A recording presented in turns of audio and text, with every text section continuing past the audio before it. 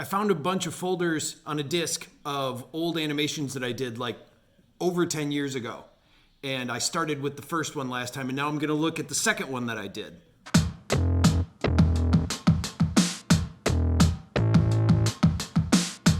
I was reading more animation books and stuff, and then this time I got a little bit more ambitious. Suddenly I was making like a huge production. This is what I did.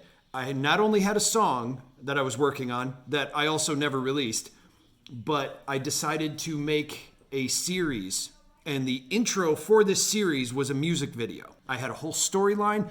No, I didn't have a storyline. What I had was I had an idea, I made some characters, I had a concept, and I assumed that basically I would figure it out as I went along. At the time, I was really into the animated series Batman Beyond. I even had a book showing like how to draw in that character style. So a lot of the styles in this are trying to be a lot more like the show Batman Beyond. And at the same time, I was teaching myself animation. I had these characters, and the basic concept is somebody is being extorted and threatened if he doesn't pay, with the fact that he's gonna kill him or something. So what they do is his friend, who is clearly me, only I drew myself. It's a very rugged version of me. He helps him kill the person that's after him, but there's a secret person in the shadows that saw the whole thing. And it was gonna turn out to be a mad scientist, from what I remember of the concept. So this was the music video, and there's a lot of panning and zooming and establishing shots, because I had to pad it for the song. And the song I ended up not releasing because the more I listened to it, the more it kind of reminded me of the song. It's a Tom Waits song. It's Cold, Cold Ground. But it was the intro for this cartoon. I want to say it was called Lorenzo's Mutation, because my band Lorenzo's Music was what I was going to use it as like a way to put my band's music into a cartoon I was making. So I called it Lorenzo's Mutation, because the other idea was the person who saw them, the mad scientist, was gonna bring the person that they killed back to life, and he was gonna be a monster. All of this was just a concept in my head. Didn't know how he was gonna do it. I think it was around the same time that I discovered Mystery Science Theater, and I was in like season 2 when they would do old monster movies. Ooh, this was all hand drawn. So what I did too, along with it being ambitious, all of these drawings and all these animations, I drew by hand on paper, flipping them back and forth. Then I would scan them in and convert them into vector graphics, bring them into Flash. I could have done it so much faster if I would have known more about Flash. But again, at this point, I was still like, I'm going to be a traditional animator. I'm just using the software as a means to an end. But then I realized that you can do them in hand and produce things quicker.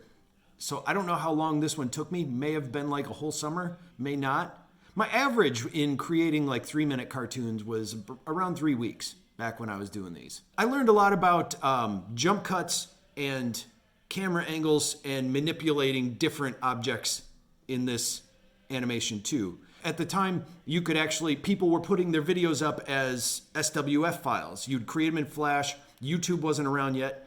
And you would post them as SWF files, which was the file format. And I figured out a way to download them and then import them into my Flash program. And I would scroll through and see how these people were making their animations. Here's the way that the cartoon starts. And this is what I'm saying. So there's an intro. I'm just going to go through this, kind of revisit this with you.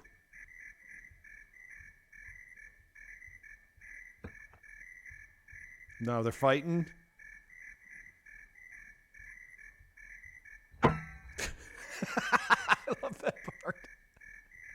So that's a scene. Oh man, let me switch over to Flash to show you what happened there, because I still have the original file for this one. The other one that I didn't have the original file. This one I can look back on and see what I did with it. Okay, so here's the original file. Now this was edited and created all in one timeline. Like every scene just goes across and across and across. Like if I needed to make any change, or if I realized something didn't match, or if it didn't go with the music, it would mess everything up. And then I realized later on, you could actually break the scenes up into their own sections. They were contained little sections that you could edit, and you can even rearrange them or delete them And when you export it, it just does the scenes in order. So that was a learning lesson right there. So this one is all done in order.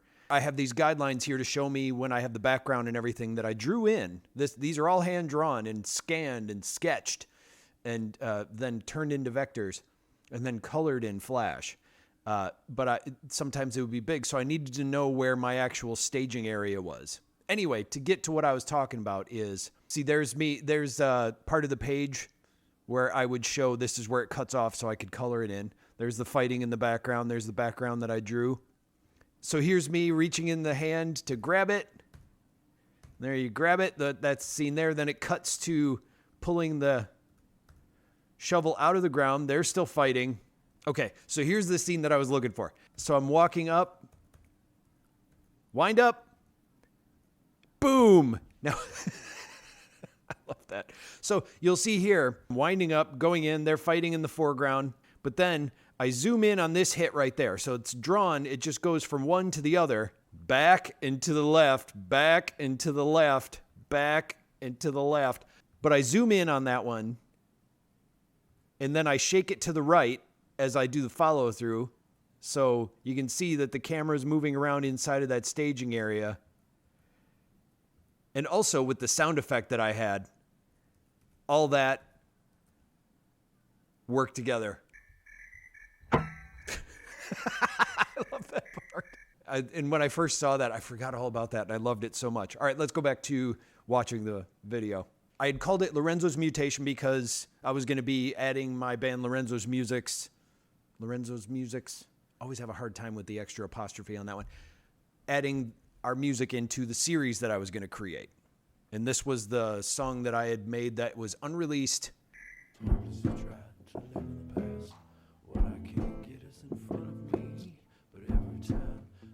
So that's the guy that's being, all right, now it's me talking. There's no actual words in this, but I'm doing flashbacks, trying to lay out like what the story, this was going to be the introduction so it could all unfold, but it kind of give you an idea of what was happening. So here's a flashback of me going, this is why we had to kill the guy. And I had no idea what this was going to be. So here's the extortion scene, and that he's going to shoot him if he doesn't.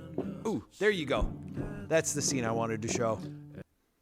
So it's very simple, and it's actually a trick. This is them on the street, and there's the inside of the hand-drawn faces. They're really they're really close together. It's weird to see it in such a small area.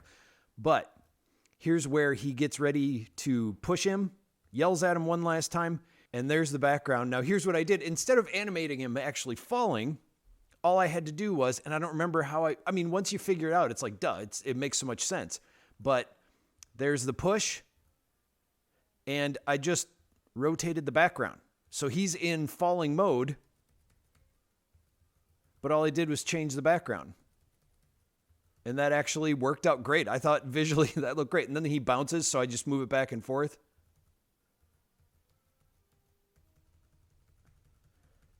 And there you go. That's so simple. I had forgotten that I had done that. So that's another thing that while looking at this, I was like, oh, way to go, past Tom. Okay, so back to watching the actual animation. And get me out of here. And then he walks away.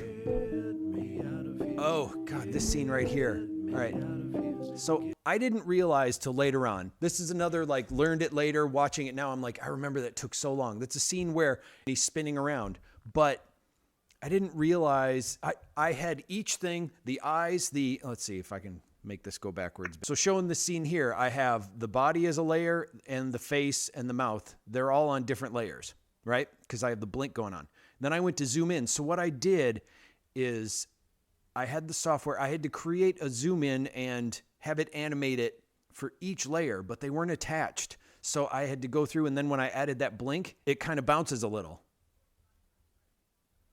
And then goes back to turning. And it was because I had them in each layer. I'm like, ugh. And then I realized in Flash what you can do is you can actually create an entire, create those layers, turn them into a self-contained object that has the layers and the animation, like the blinking and everything inside, and then put that on the timeline as just a standalone object. It doesn't pay attention to what's going on inside. What's going on inside is self-contained in there. If that makes any sense. Like if you had a pack of gum and all the pieces are inside of it, right? Well, say you didn't have that pack to put them in and you wanted to hold on to them. You had to hold on to all of them and they could fall and they had their own free will.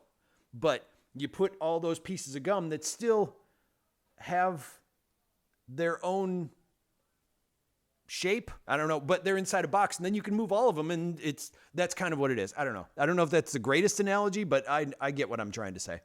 So that's how that one went. All right, let's get back to playing this.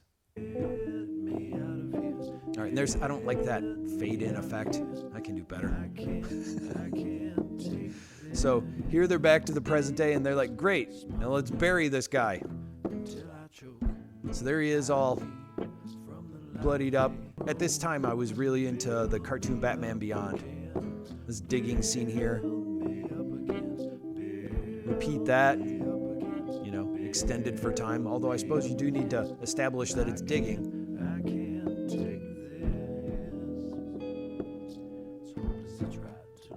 There was a weird blink in that.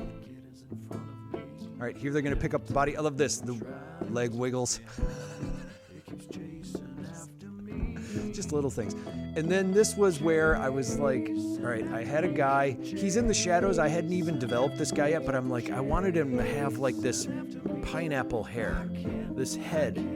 Or I didn't know if he was going to have like, if it was going to be like the Tick. But this is part of the padding thing that I told you about. I have like a minute's worth of song here, so I'm zooming in. And there's his eyes. This character's undeveloped, so he's just kind of a shadow. I didn't draw him. Yeah. And then, of course, the cliffhanger. And that was it. That was what I had done with the cartoon that I made there. And looking back and finding that it was a very ambitious project. And I have, like I said, I hand drew all those. Good Lord. That was Lorenzo's mutation. I believe it was going to be called. Never finished it, only did one episode. It was a 30-second episode, actually has dialogue, and I'll talk about that next time. Episode 1, based on this trailer introduction to this cartoon series that I never put out.